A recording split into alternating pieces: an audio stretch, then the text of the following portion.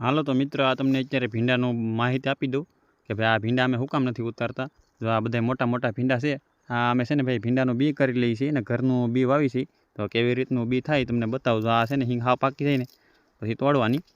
તો તૂટ્યા તો નહીં, ઘડીક વારમાં તોડી નાખવાની. જો તોડી નાખી પછી આની અંદર છે ને બધા બીજ હોય. જો તમને તમારે સામું લાઈવ જ બતાવું કે આ બી છે ને ભાઈ તમે લેવા જાઓ ને તો દુકાને થાય 5,000 3,000નો કિલો થાય. અહીંયા આપણે ભાઈ ઘરનું હોય ને એટલે મસ્ત મજાનું થઈ જાય. તમને જોઈએ હાથે તૂટતી નથી ભાઈ, તોડીને બતાવું. અમુક છે હાથમાં છે એ ઓલા છે ભીંડાના બી છે. આ છે ભીંડો, તો એમાં પણ છે જો છે ને ને ભાઈ તમે આ ભીંડાના બી આ જે બધા દાણા છે ને બધા તાજા છે ને એટલે મોટા મોટા છે, પણ સુકાઈ જાય ને એટલે કાળા થઈ જાય ને મસ્ત મજાના થઈ જાય ભાઈ. એટલે આવી રીતના હોય ભાઈ ભીંડાનું બિયારણ. તો વાર લાગે પણ આપણે ઘર કરી નાખવું આવી રીતના વાવીને. એટલે ભાઈ છે ને દુકાને બહુ વધારે પૈસા ન દેવા પડે. ઘરનું કહેવાય બી ને મસ્ત મજાનું હોય. જો